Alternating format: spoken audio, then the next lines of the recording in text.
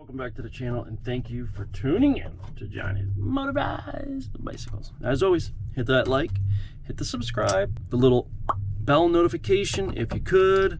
Make sure you leave me a comment. Just say what's going on. Tell me about your build and all that. And if you don't want to leave a comment, then fine, whatever. But go over to Johnny's Motorized Bicycles Facebook group.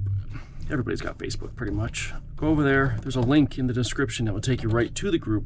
There's also a link in the description that will take you right to the group's chat. If you don't want to be in the group itself, you can at least be in the chat and say what's going on and, you know, talk to everybody. Put up your pictures of your builds and all that kind of stuff. And I think that would be, you know, pretty cool, because who doesn't want to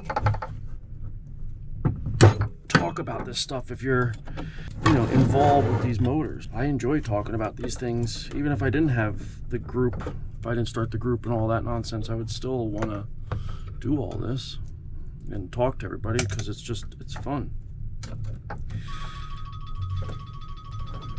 This kid is so annoying.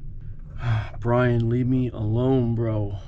So, well, what that's about is, you saw I just built the mule into an amazing bike, and it was running amazing, but I told you the cylinder was on its way out. Be careful. Well, guess who wasn't careful, and guess who said they only did 19 miles an hour average speed, which, let's just face it, isn't 100% true. The max speed, I think, on his speedometer was like 37 or 38, something like that. So no matter what, you were already, just the fact that you hit that speed means you were sitting there for a little bit. And to get to the 37 and stuff, 38, whatever, you had to, you know, you had to work at it. It didn't just go from 0 to 37 real fast. You know what I mean? Like, that's just not how these things work. Needless to say, he called me up 2 days ago saying, I don't understand, man. I was just riding the bike and the thing just turned off on me. So the only thing I could do is fix that motor. Well, I can't fix the motor unless I have it here. But he also, oh my gosh, but he also needs to get around to go get a job and what have you, so he can start paying me.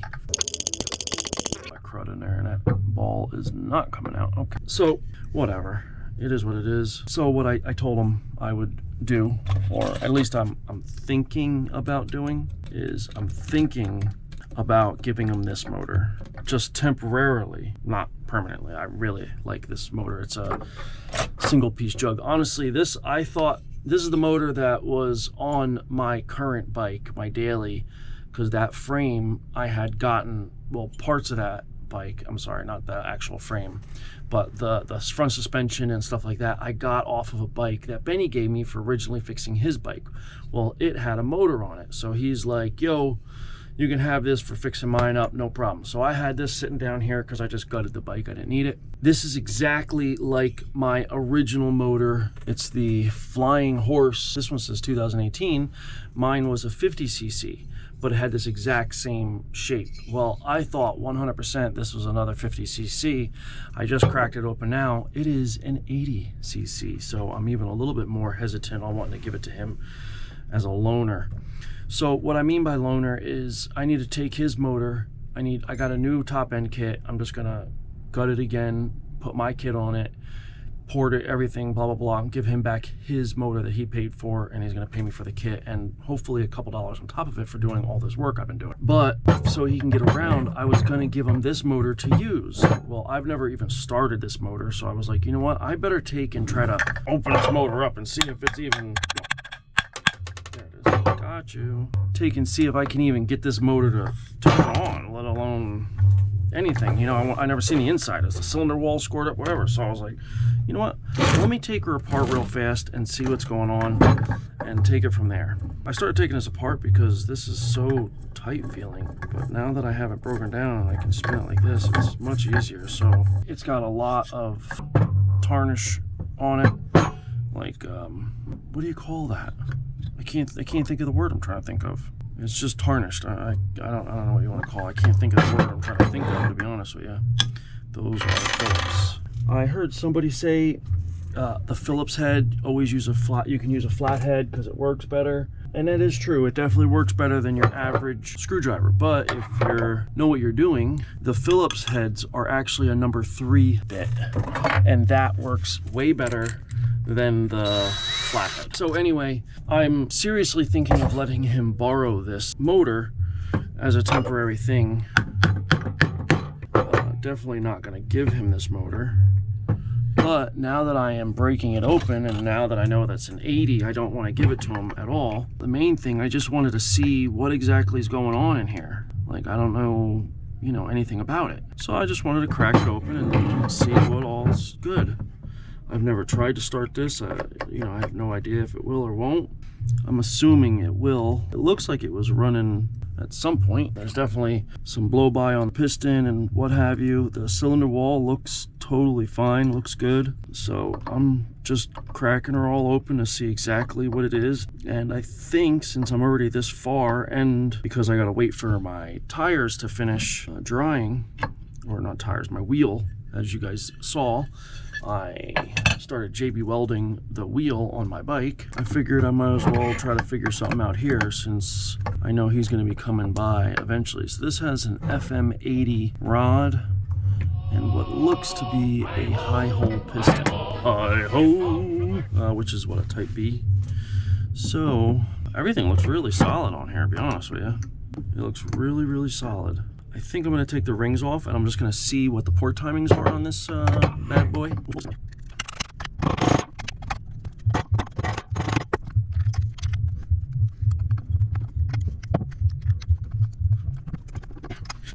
I can't believe it. It is so tight in there right now. The piston's actually getting warm to the touch. See, for this exact reason is why I drill out the oiling holes. If this was properly lubricated, this wouldn't be a problem. But this is all part of why this thing was so stiff. Yeah. How's it work? A little longer than a few minutes later. Yeah, I'm not fixing the rim right this second. The rim is sitting here drying. I'll come over for a little bit. So you can see there's a ridge, and this here 100% is due to the oiling holes not being drilled out, the bearing being able to move side to side, and it's got the start of the bearings getting dug in, all improper oiling. That's why I drill out the oiling holes, because that stuff it's such an easy fix. But I wanted to put this on his bike as a temporary, just to loan out. This is an 80cc. I took this apart because everything was real stiff, but I think that had to do with everything I was just dealing with there. Everything else seems decent on here. I'm giving it to him to borrow. I'm not going to do anything crazy. Oh, he's gonna mess it up. Right. He's gonna mess it up. Hey, look, it got stiff holes. Why did it get stiff all of a sudden? He really jammed me downstairs. All the time. Yeah, it still feels stiff. Still stiff? Yeah, like it's not like it just feels tight. But a couple seconds ago it was not tight. Yeah, it's gonna make you take it apart. You're like, man, you gotta take me apart. I don't want to do that. Because if I take it apart, I don't have a gasket, nor do I want to make a gasket. Yeah, I gotta go. That's all you were coming by for? Just hang out for a little bit. A little bit? This ain't even a little bit. All right, so I got it apart. This is the seal. These things are, I mean, there's metal inside, so don't think that, you know, but like the seal is shot. Like I could literally see into the case. That's what made me actually decide to finally go ahead and take this fully apart. You can see that is just shot. So those were shot. You can see the bearings. They look really black. This one rolls smooth, but doesn't look the best. And then this one, yeah, that's all it moves. That is probably why it was so stiff. Here's the crank. It's got a lot of rust. This is the other side. Must have been water in here or something to have all this rust like this all over it. But this is an FM80. This is a really nice crank. I spun it while it was in there. It didn't look to have any wobbles. It looked pretty true. Now, look side to side. See how much movement is there? Okay, so the reason I'm showing you that is because of this. This gasket, it didn't exactly come out well. So, you know, I just leave it where it is and then just put some goobity-gobbity on both sides of this, we'll probably be okay. we won't be okay. So we're gonna have to strip that completely off, clean it up really good, and I'm gonna use Motoseal because I don't think I have any case gaskets. And the reason I'm saying that is there's a little bit of play in here. There already was a little run out from side to side, from, you know, one side of the crank to the other. I could literally move the crank back and forth.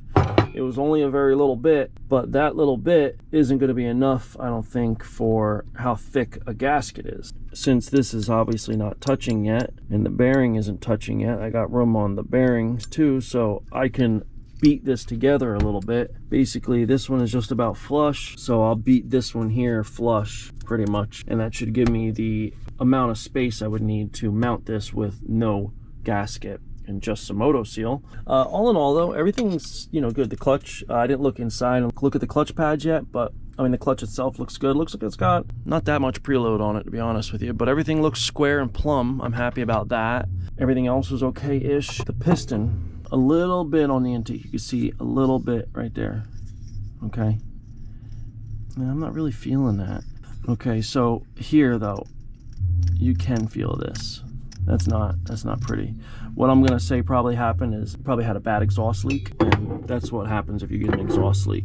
An exhaust leak will cause the motor to run lean on the exhaust side, causing it to wipe away all the oil and gas mix, which is what lubricates the cylinder, and it causes it to rub. Now, it does not feel like, I could feel the slightest little bit, but there's no actual gouging or nothing. I think this is 100% savable.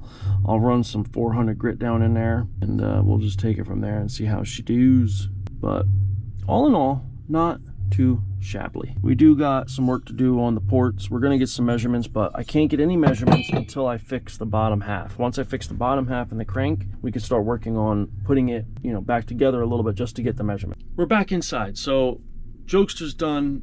We're back on this motor, old school 80cc. Really love this cylinder, I'm not gonna lie. Really digging it. All I did is I started to just surface everything. So I got the exhaust done and the intake done, and I just wanted to bring in and show you. So I started doing this. You can see it's only touching here, barely there, and here, smidgen there. So, but this, like, look, I'm going across it. There is a lip there, but not much.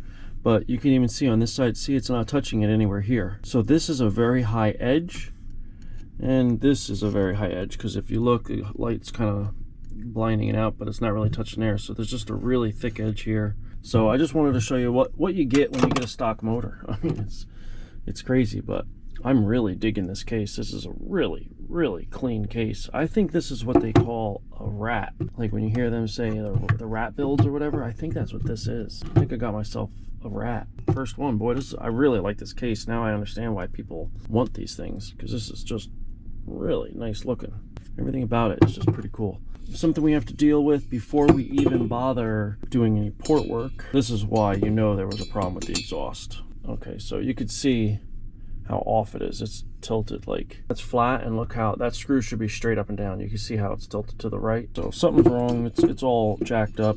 If you look real close inside, you might even be able to see it. I don't know, but you could see, I think they tried filling it with JB Weld, but the threads are mangled and all messed up. So what I'm gonna have to do is drill it out and tap it to the next size and just put in a bigger bolt. Let me finish decking the deck. I just want to get this completely flat. I just want it to open up and scuff the entire thing so it's completely flat. The squish I already measured was 1.3 with the base gasket that they had, so an already squished base gasket. So I'm gonna either reuse that one or more than likely put a brand new one in, because I can't do no base gasket. I have to have a base gasket. So I got a little bit of wiggle room here, not a lot, but definitely enough to get this completely flat and to at least 220.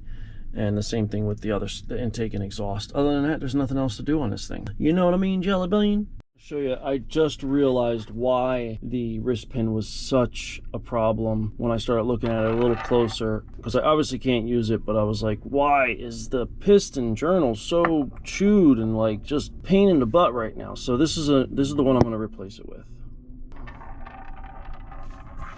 This is the one that came out.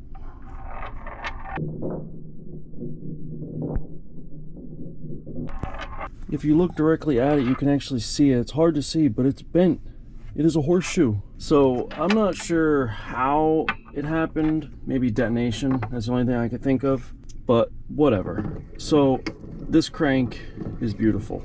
I have no gasket, and I definitely have proper clearance now for just the moto seals. So we're ready to go. The case looks beautiful. All right, guys, we are at the point where the degree wheel is on. It is tightened down. We got the squish. It's 0.69, so it's 69. It's perfect squish. What can I say?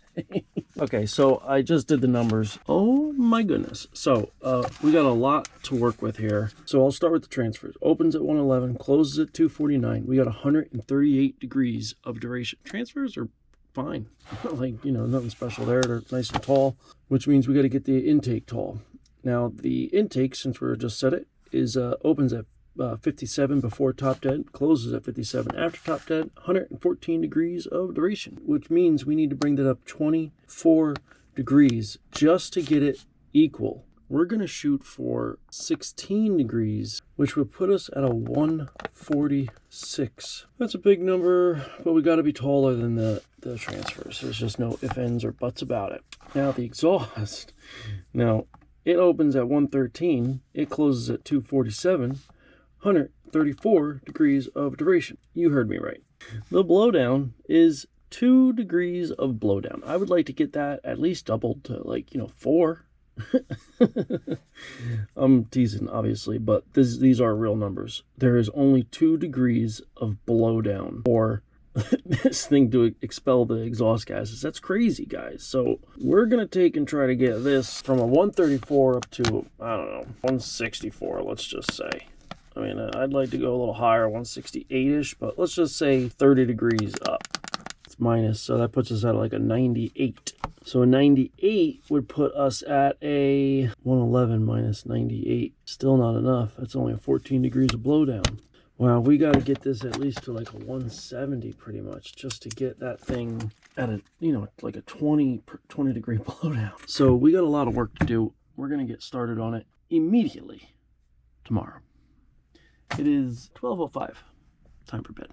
All right, real quick. So I just was grinding on this. I'll show you a little bit more close-ups of everything. Intake, exhaust. I just stopped because I've been grinding on it a lot. And I just want to get a ballpark of where I am with the numbers compared to where I was with the numbers. Originally, so first I got a much better, I got my headlight today because it's so hard to see in this particular cylinder being a single piece. So I wanted to make sure I had really good light so I could get some better measurements, because I didn't feel confident with the transfers. Everything else is easy to get to, but I didn't feel confident with these transfers. I'm glad I did, because I was off by 10 degrees, 5 open and close each side. So I originally said it opened 111, closed at 249. It was 138 degrees of duration. That is incorrect. It opens at 116. Closes at 244. It is 128 degrees of duration, which is a much better duration in my opinion for a transfer. Now I'm confident to say it's very close to this. Like I said, it's extremely hard to look inside of it without like a bore camera or something, but it's within a degree or two, I would say, at this point. So the light helped tremendously. I was missing by 5 degrees yesterday, so that's huge because that matters with the exhaust and the blowdown, but we're still not even done. So the intake, it was 114 degrees because of where the transfers were. I was like, I needed to get up to like 146 degrees just so I could be higher than the intake. And the exhaust was at 134 degrees, 2 degrees of blowdown, but we did not have 2 degrees of blowdown. We had 3 degrees of blowdown. Okay, so now I have been grinding on this thing a lot. There is so much port to be had in this. So now the transfers are, like I said, opens at 116. We have a duration of 128. The exhaust, it now opens at 98, closes 262, has 164 degrees of duration. That's not that bad right there. At 164, I am actually decently happy with that. Unfortunately, I cannot be because we still need to go more. The intake, we are now 65 before top dead, 65 after top dead. We have 130 degrees of duration. Not horrible, and I'll explain in a second. And we now have a blowdown of 18. So we're going the right way. Well, I didn't even notice that yesterday. I should have picked up on it, but the exhaust usually has a lower opening number than the transfer. And with the transfer being at 111 and the exhaust being at 113, that meant that the transfer opened before the exhaust even opened. It's funny, I didn't pick up on it, whatever. But anyway, so now we have accurate numbers, or at least really close to accurate with the transfers. Like I said, it's very difficult to get in there and see. Now, I never polished the exhaust, so we're going to lose, or we're going to gain a little bit more with that, but not a lot more. I mean, that's very minimal when you polish it, maybe another degree. So what we're looking at here, 18 degrees of blowdown, that's not bad. I like to be higher. I'd rather be around, 20 to 25 for a fun motor. It should be a little stump puller though, how it is, but that's still not really great if I'm being honest with you. So we're gonna go back in on the intake. I'd like to get this up another degree or two at least. I never skirted the piston, so what I think I'm gonna do is I'm gonna mark the piston and I'm gonna skirt the piston, and that should give us the maybe 4 degrees, 2 on the front, 2 on the back, and that will be more than enough to be more than a transfer, and that will make me happy transfer intake wise. And the exhaust, I gotta go more, but I'm hesitant to, because how shallow port might be. I really don't know. I don't know how thick the wall is and all that. I mean, I think I still have plenty of room, but I don't really want to guess. And then that would get our blowdown a little higher, which I'd like. And then I still have to fix this bolt. Other than that, everything else is really good on it. All right, we got final number adjustments. Besides, the exhaust will be maybe a 75 because I still got to feather it all, like polish. But we did good, guys. We did really good. So the exhaust, I'll show you in a second. It now opens at 93, closes 267, 174 of duration. We went up 10, the ramp. I just went, and you'll see what I mean. It was just real nice how I, right to the moment. The intake, I was a little surprised the skirt actually went this much, but it did. 5. We're at 70 open, 70 close, 140 intake. We are now 12 degrees more intake than transfer. 12 more degrees of intake, which I really like. And now our blowdown is now 23 degrees of blowdown. Boom. Perfect. Now, like I said, I still have to clean everything up and polish the exhaust, but there is our our ramp. And if you look as it comes down, boom, bottom dead, it fits perfectly with the port shape. So now we have a beautiful ramped piston that has 100% open to the outside. So 100% at bottom dead, it opens up 100%. In the intake, you can see it goes up. And there you go. It's a little harder to see, but I'm hoping you can see it. So we got everything we needed. All we got to do is polish up the exhaust. The intake obviously stays the way it is. We got the numbers that we were looking for. Very happy with all of that. And I don't think there's anything else to speak of. Okay, so the last step in getting the cylinder ready is the exhaust bolt. It obviously came with M6 standard size. This one was screwed up and at a crazy angle, and that's why there was scoring on the piston. Luckily, they only ran it for a very little bit of time and realized they had a big problem, and then just never used the bike again because it probably just never ran right. And they got frustrated with it. So I drilled it out. I was going to try to do M7, one step up.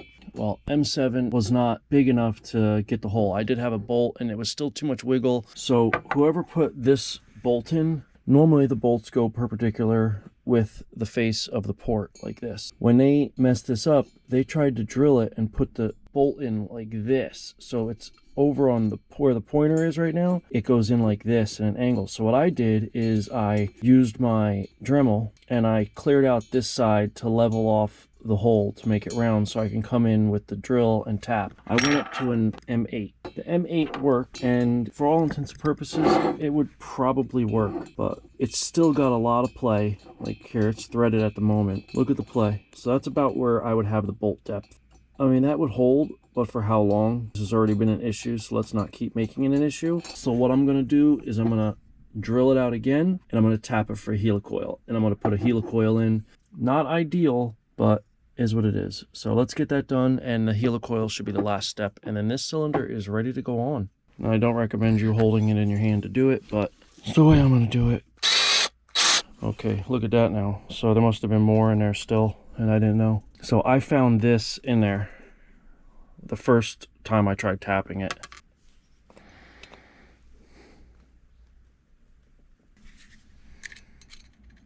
Whenever you tap, use oil. any kind of oil. I got WD sitting next to me, so I'm using WD. Always use oil. Okay, so I can see it's starting to hit where the port is. I'm gonna stop there and back her out. So this is how you do it. The little lip goes down, so you feed it over, and it sits on top of the helicoil like that. And you screw that in to the hole, and then you drop it on the ground. Don't force it. Should start pretty easily. And you only gotta go till you're flush. I don't know if you can see it, but we are definitely flush. Well, we're slightly below, but that's what you want. You want to be slightly below. And then you just take this thing. It's just a pusher. You just push on that nipple. Now, let's try that same bolt one more time. Look at that.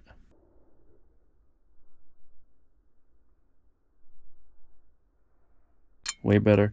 And for the record, the helicoil is so much stronger than like threads into the aluminum. So in all honesty, I would not be worried about this ever being a problem again because it's helicoiled. Helicoil, if I remember correctly, I believe helicoils are 3 or 4 times, I think it's 4 times stronger than the same size bolt directly in the aluminum. So this helicoil is going to be 4 times stronger than if I was to say drill here in a thick part, tap for an M8, and use those threads directly with a bolt. This is going to be 4 times stronger than that bolt ever would be because of no friction on the actual aluminum threads.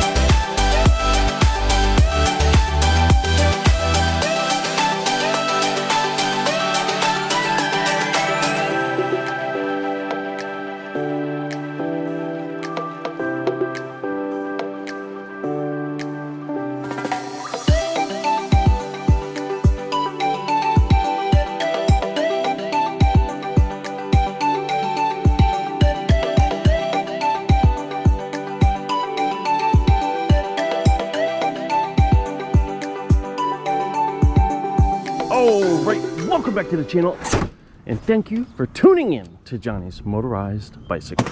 As always, I'm your host, Johnny. If you could, do me a favor, hit the like button, hit the subscribe button, and the little bell notification. Also, most important to me, as you know, please drop me a line in the comments section saying what is going on. Are you kidding me, bro? That's aggravating. Put a hole right in my thing. Please leave a comment in the comment section saying what's going on. Also, there's a link in the description to Johnny's Motorized Bicycles Facebook group and group chat. Feel free to go down in the description, click that link, and join them. Now, back to the good stuff. So, what are we doing? Well, we got a really good day planned for you. So what we're doing is we are digging out all of the bikes. We're digging out Purple Nightmare. We need the bike that is 4 bikes back. That's right, Purple Nightmare. We have got a little plan for her today. You saw in the video that I just rebuilt that what I thought was a 50cc turned out to be an 80cc once I opened it up. So we have got that motor all finished and ready to go. And I am beyond excited to try this thing out. So pardon me if I'm in an extremely good mood, but I am. I'm in an extremely good mood and excited about everything going on. Here we are. This is what we came for, guys. This is what we came for right here. I have a slide on here for a carburetor that's upstairs. I was gonna put a new carb on. I'll switch out that slide and put it with the stuff upstairs. The last motor that was on here was the 50cc. I put that on just to test it and see how it was, and it did great outside of the cylinder bolt being stretched out, or not stretched out. What's the word I'm looking for here? The proper word I'm looking for is stretched out. Yeah. Okay, good. It's coming in. Duh. This is kind of in transition, so to speak. It's kind of become the new test mule temporarily. So that's what we're gonna do. We're gonna use this as a test mule today for this bad boy. Everything on the bike, I pretty much gave it a once over before I put the 50cc on. I redid the wheels. I think I needed an axle. I put new spokes in the rear rim. Trued everything up, so we're good to go. I think it should even have fuel in the tank. So all we need to do is put on the motor and start it up, and stop talking and do it. All right, guys, so he's just gonna take this out real quick because he's just pathetic and he just wants to play because it's his motor on here. But he did do something for me. He put the air filter on, which, thank you, we really need it on there, and he put the front brakes on. Now the cable's not zip tied or nothing, but they are working. So we now have caliper brakes, and she looks mean with that green. So tweaker's ready to go. She's still running really fat. Nothing we can do about that till we do the jet. And I finished putting on everything on Purple Nightmare. So we're about to take her out for her maiden voyage, and we're gonna see if she even runs. Because as it sits, we have no idea. Okay, wish me luck. Choke is on.